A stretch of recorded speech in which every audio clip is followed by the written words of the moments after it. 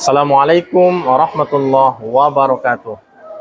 Pada yang terhormat Bapak Ibu dosen penguji, uji kinerja pada PPG Transformasi Pendidikan Agama Islam tahun 2025. Perkenankan, saya Imamul Arif, Sarjana Pendidikan Islam, mahasiswa PPG PAI Batch 3 tahun 2025.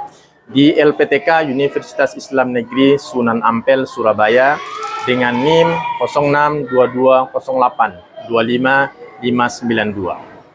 Pada hari ini, Jumat, tanggal 10 Oktober tahun 2025, saya akan melaksanakan uji kinerja di SMP Negeri 1 Dompu, kelas 7A dengan materi Al-Quran dan Sunnah sebagai pedoman hidup. Terima kasih dan selamat menyaksikan. Assalamualaikum warahmatullahi wabarakatuh. Assalamualaikum.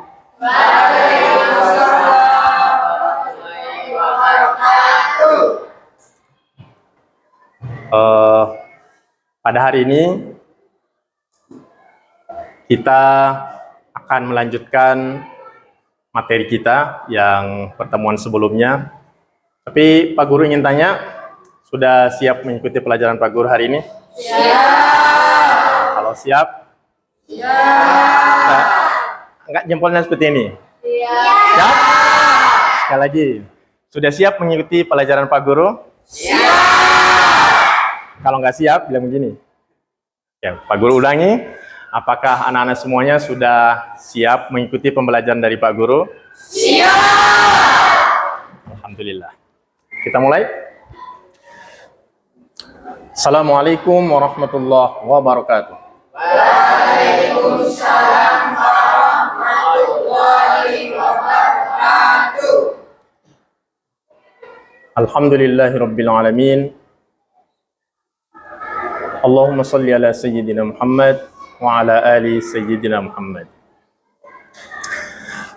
Alhamdulillah, pada hari ini Allah masih memberikan kesehatan kepada kita. Sehat semua? Sehat. Alhamdulillah. Allah masih memberikan kekuatan fisik kepada kita, memberikan kekuatan iman kepada kita, sehingga kita bisa melanjutkan aktivitas pembelajaran kita pada mata pelajaran pendidikan agama Islam di kelas 7A ini.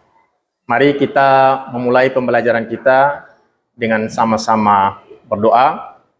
Berdoa, Pak Guru pimpin. Berdoa, mulai. Rabbish shrah li sadri wa yassir li amri wahlul 'uqdatam min lisani yafqahu qawli. Rabbi zidni ilman warzuqni fahman. Amin. Semoga doa kita tadi diterima oleh Allah Subhanahu wa taala. Kita mengharapkan tambahan ilmu dari Allah Subhanahu wa taala. Pada pertemuan sebelumnya kita telah membahas definisi Al-Quran dan hadis. Siapa yang bisa mengulangi apa definisi Al-Quran? Silakan angkat tangan. Bijal, bisa? Definisi Al-Quran? Al-Quran adalah firman Allah Subhanahu wa taala yang diturunkan kepada Nabi Muhammad SAW melalui malaikat Jibril. Pada pertemuan sebelumnya juga kita telah membahas definisi hadis.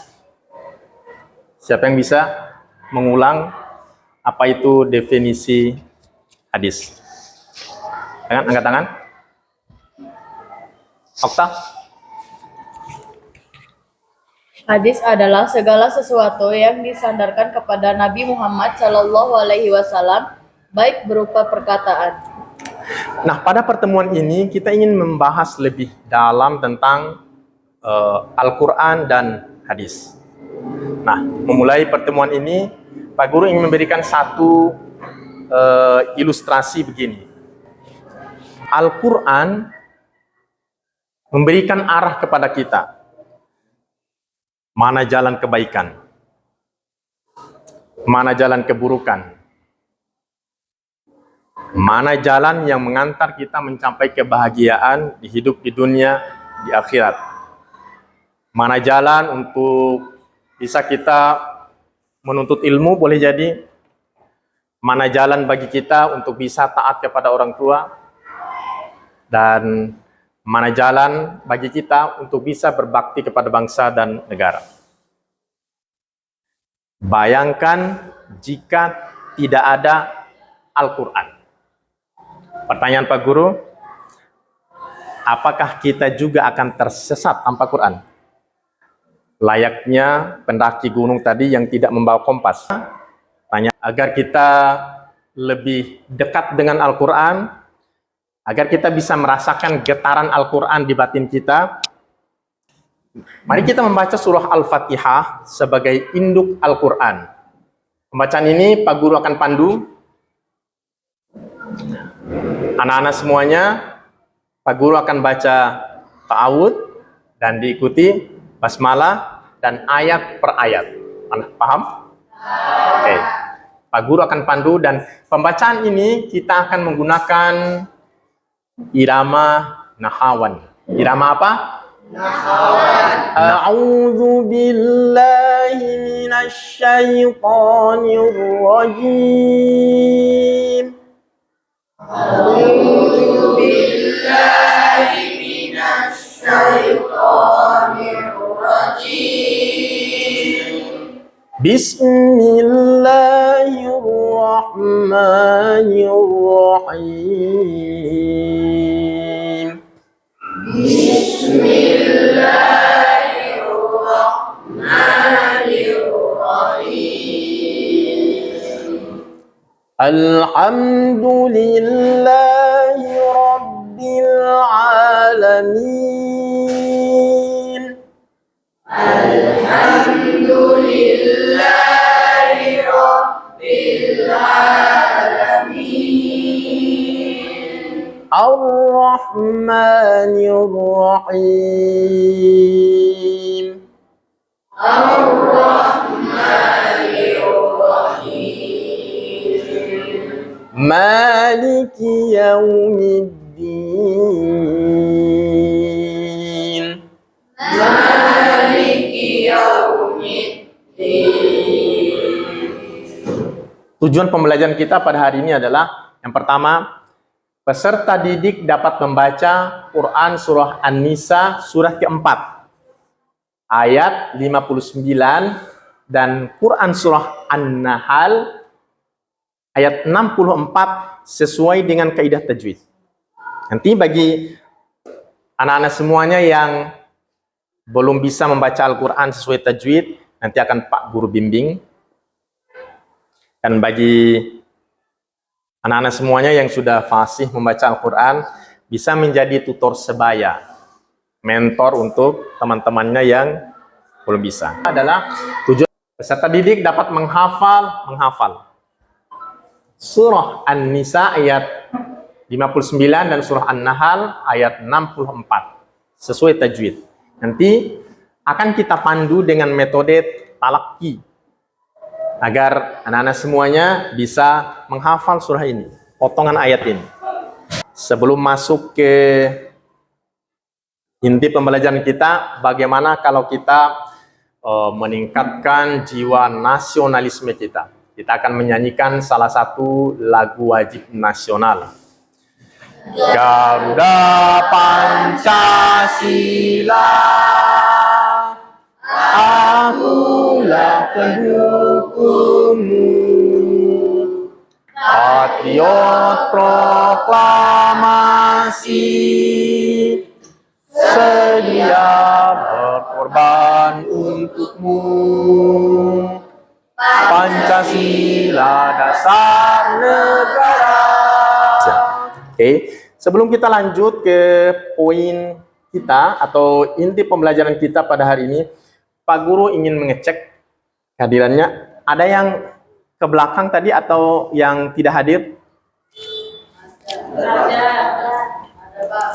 Pak Guru cek. Al-Khanza Zahwa Mutia. Hadir? An-Nisa Khalifatul Aulia. Anugrah Septio Widodo. Tapi untuk teman-teman yang sakit tadi, kita doakan yuk. Sebagai bentuk kepedulian kita kepada mereka. Semoga mereka mendapat kesembuhan segera. Dan semoga teman-teman kita yang alpa atau izin hari ini, besok atau pada saat jam pembelajaran kita sebelumnya, setelahnya, mereka akan bisa hadir. Kita bacakan surah Al-Fatihah untuk mereka yuk. Baik. Al-Fatihahnya pelan saja. Al-Fatihah. Pak Guru ingin memberikan satu pertanyaan pemantik bagi anak-anak semuanya. Dengan pertanyaan pemantik ini, anak-anak semuanya bisa lebih tertarik dan antusias ingin mengetahui ilmu yang akan kita pelajari hari ini. Atau akan semangat mengikuti pembelajaran hari ini. Pertanyaan pemantiknya adalah, mengapa agama Islam menganjurkan umat manusia ini bukan hanya Islam, tetapi Islam dan di luar Islam. Mengapa agama Islam menganjurkan umat manusia untuk membaca dan mengkaji Al-Quran? Ada yang bisa memberikan jawaban? Oh, Okta lagi. Apa? Okta coba berikan jawabannya. Agar hati menjadi tenang. Rijal. Agar mendapatkan pahala yang berlipat ganda. Nah, itu sudah bukan rahasia umum lagi bagi umat Islam. Benar jawabannya. Mendapatkan pahala yang banyak. Memang agama kita memberikan isyarat bahwa membaca Al-Quran itu hitungannya per huruf pahalanya. Siapa yang paling pintar di sini? Menurut Rijal? Okta. Mana Okta? Okta sudah bisa baca Quran? Bisa. Benar? Benar. Alhamdulillah. Sudah ada Al-Quran yang dihafal belum? Sudah. Oh ya? Surah, juz? Ya. Berapa juz? Satu juz. Juz berapa? Juz 30. Juz 30 diawali dengan apa? Surah? Surah An-Naba. Oh, Masya Allah. Benar. Ayat pertamanya apa? Well done. Masya Allah. Di kelas ini terbukti lagi bahwa siswa yang fasih baca Quran, siswa yang rutin membaca Al-Quran, dan siswa yang menghafal Al-Quran, dia juara kelas. Itu hasil survei pribadi Pak Guru. Dia juara kelas. Dan dia sangat santun dalam kelas. Kita akan ice breaking terlebih dahulu. Agar otak kita bisa menjadi fresh dan kita bisa membaca, memahami, dan menggali makna-makna dalam ayat Al-Quran ini. Oke, anak-anak semuanya, boleh semuanya berdiri? Oke, kita akan menyeimbangkan fungsi otak kanan dan otak kiri.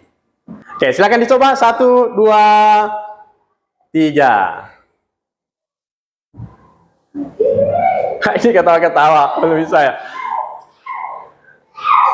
Ini juga masih mikir-mikir. Oke, silakan lakukan terus. Katanya, ini bisa dibilang juga senam otak. Oke, cukup. Tepuk tangan untuk kita semua. Sebagaimana tujuan pembelajaran kita tadi, bahwa kita akan membaca ayat Al-Quran yang menjadi landasan pembelajaran kita pada hari ini tentang fungsi Al-Quran. Kita akan membaca sesuai kaidah tajwid. Nanti Pak Guru akan pandu, kemudian kita akan hafal, Pak Guru akan pandu dengan talaki, dan kita akan gali maknanya nanti di akhir. Wa ma anzalna itu ikhfa, harus di gunnah. Wa ma anzalna 'alaikal huruf a, semuanya alaika. Oke, pakai huruf ain. Wa ma anzalna 'alaikal kitaba illa litubayyana lahumul ladzi pakai huruf za, semuanya bilang za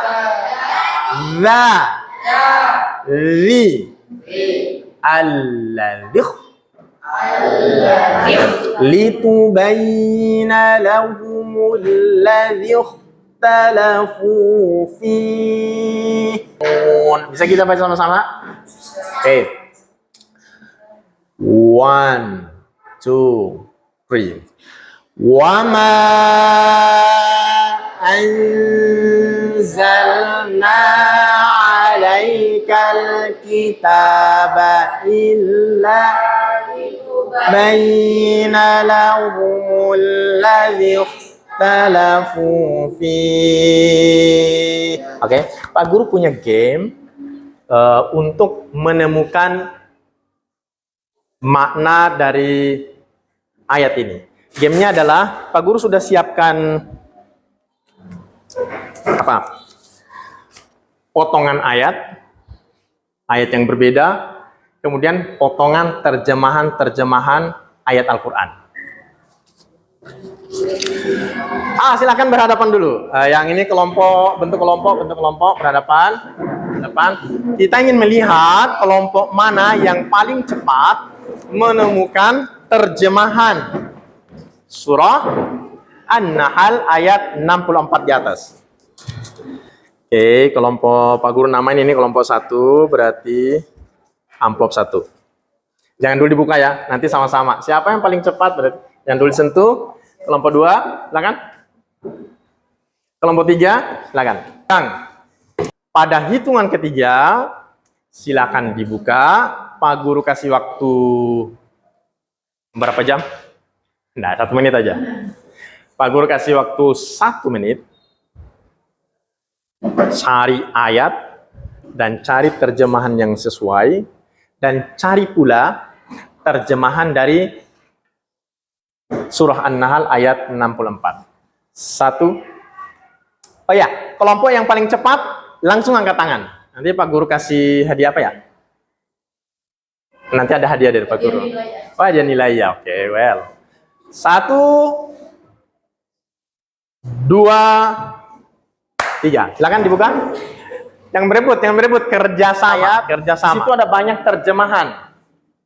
Silahkan dicocokkan mana terjemahan yang benar dari ayat-ayat itu, dan temukan juga terjemahan dari surah An-Nahl ayat 64. Ayat 64 mana terjemahannya? Kelompok ini apakah benar atau gimana dia mencocokkan ayatnya? Okta lagi di kelas ini. Silakan Okta dibaca dulu ayatnya dan baca terjemahannya. Apakah benar? Silakan dibaca ayatnya, Okta silakan. Ayat dulu, boleh. A'udzu billahi minasyaitonir rajim. Bismillahirrahmanirrahim. Wa ma anzalna 'alaikal kitaba illa litubayyana lahul ladzi ikhtalafu fihi wa hudaw wa rahmatan liqaumin yu'minun. Coba ini kata yang didapat ya, terjemahannya. Coba dibaca terjemahannya. Kami tidak menurunkan kitab Al-Quran ini kepadamu Nabi Muhammad, kecuali agar engkau menjelaskan kepada mereka apa yang mereka perselisihkan, serta menjadi petunjuk dan rahmat bagi kaum yang beriman. Well done, Masya Allah, kerjasama yang bagus dan waktunya sangat cepat. Nah, sebelum Pak Guru tunjukin terjemahannya, apakah kelompok yang lain menemukan terjemahan yang sama dengan yang ditemukan oleh kelompok 1? Kelompok 2, terjemahannya sama dengan ini? Oke, Masya Allah, berarti pintar-pintar. Bagaimana dengan kelompok ini? Apakah menemukan terjemahan yang sama atau kertas yang berbeda yang diambil? Sama. Well done. Tepuk tangan untuk kita semua. Yang ini boleh memperbaiki posisi duduknya supaya bisa melihat terjemahannya. Kami tidak menurunkan kitab atau Al-Quran ini kepadamu, Nabi Muhammad, kecuali agar engkau menjelaskan kepada mereka apa yang mereka perselisihkan, serta menjadi petunjuk dan rahmat bagi kaum yang beriman. Apakah kalimat ini yang didapat tadi? Benar, Masya Allah. Well done, Masya Allah.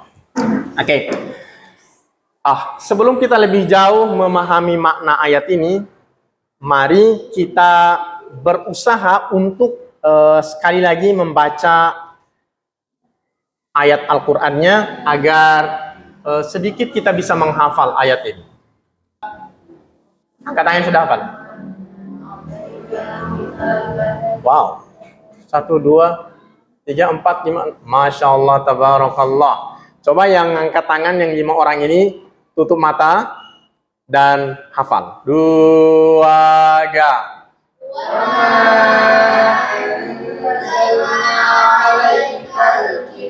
Masya Allah, well done, Masya Allah, barakallahu fikum. Oke, kita sudah mulai masuk makna yang terkandung dalam ayat ini, atau kita ingin melihat tafsir secara global. Nah, betul. Tadi tebakan kita ada 2 fungsi Al-Quran di sini. Yang pertama, petunjuk bagi orang yang beriman. Al-Quran ini.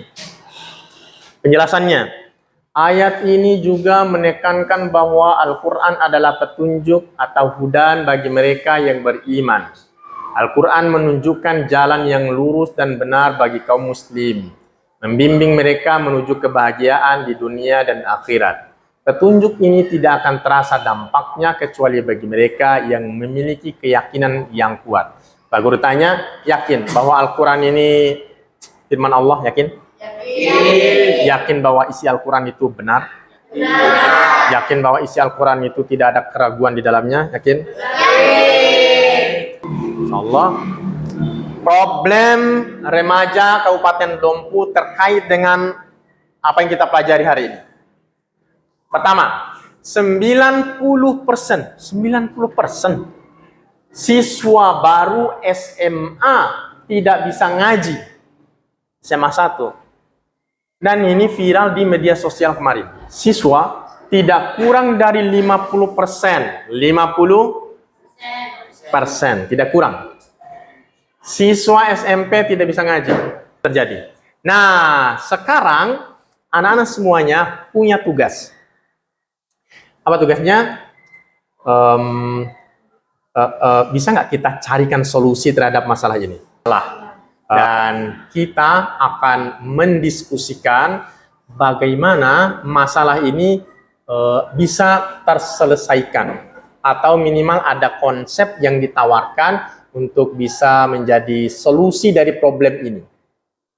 Oke, Pak Guru punya LKPD yang harus dikerjakan oleh siswa.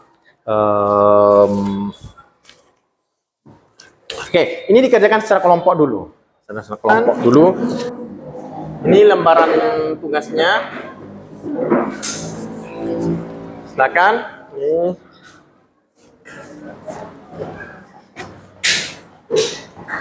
Ini lembar kerjanya. Belakang. Enggak. Silakan didiskusikan dan temukan solusi terhadap problem yang dihadapi. Ada yang sudah dapat? Oke, silakan kasih idenya, Ada, sudah tahu problemnya? Sudah. Nih. Apa kira-kira yang bisa dilakukan? Tulis. Oh ya, ini sudah dapat kayaknya nih. Well done, Masya Allah. Oke, kita persilakan di kelompok 1. Silakan kelompok 1 untuk presentasi di depan. Apa kiat-kiat agar bisa membaca Al-Quran dengan baik dan benar?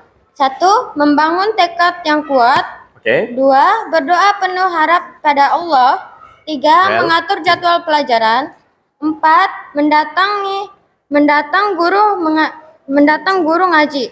Oke, ya, mendatangi guru mengaji atau mendatangkan guru ngaji, boleh ya? Atau Baik, demikian tawaran solusi dari kelompok 1. Kepada kelompok 1 kita kasih aplaus. Silakan kembali ke tempatnya. 8 kelompok 2 untuk memberikan tawaran solusi terhadap problem kita yang kedua. Silakan kelompok 2. Kiat-kiat ya. Oh ya, kiat-kiat. Kiat-kiat agar bisa rutin membaca Al-Quran. Okay, good. 1. Menentukan jadwal rutin. Oh. 2. Menentukan target bencana. 3. Bentuk dan membangun tekad. 4. Mendatangi TPQ dan guru privat. Baik, good.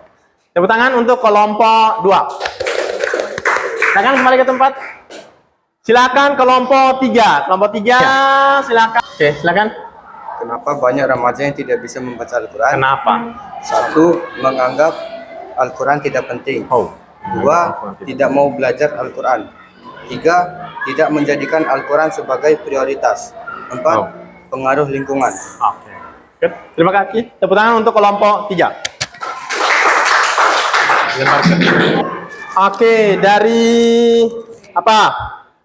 Tawaran-tawaran solusi tadi. Kiat-kiat, ini kiat-kiat. Nanti kelompok 1 apa kiat-kiat bisa membaca Al-Quran dengan baik dan benar, membangun tekad yang kuat. Ini Pak Guru lihat sangat solutif, Pak Guru lihat. Dan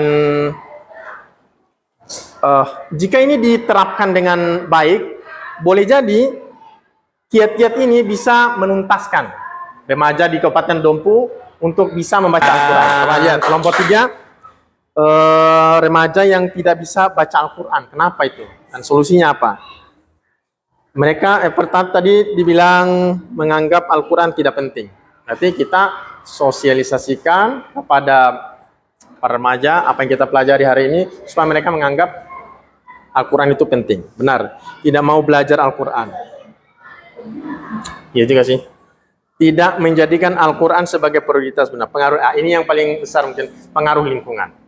Jadi kita bisa menciptakan lingkungan yang cinta Quran dan mulai dari kita semua ini. Dan solusi yang ditawarkan oleh anak-anak semuanya sangat solutif dan Pak Guru sangat apresiasi dan tepuk tangan untuk kita semua. Baik, tibalah saatnya di akhir pembelajaran dan Pak Guru mau menyampaikan bahwa Al-Quran itu mencerdaskan, Al-Quran itu membuat jiwa tenang, dan Al-Quran itu bisa membuat kita sehat secara lahir dan batin. Pekan depan kita akan menggali lagi informasi yang penting tentang materi ini. Kita akan mempelajari pekan depan itu yang pertama, mengkaji hasil penelitian ilmuwan manfaat membaca Al-Quran terhadap kecerdasan otak. Jadi kita akan membaca jurnal, kita akan membaca tulisan-tulisan bahwa Al-Quran itu benar-benar mencerdaskan. Kedua, minggu depan kita akan mengkaji hasil penelitian manfaat membaca Al-Quran terhadap kestabilan emosi. Jadi remaja itu identik dengan ketidakstabilan emosi. Minggu depan kita akan mengkajinya. Yang ketiga, mengkaji hasil penelitian manfaat membaca Al-Quran terhadap kesehatan fisik dan psikis.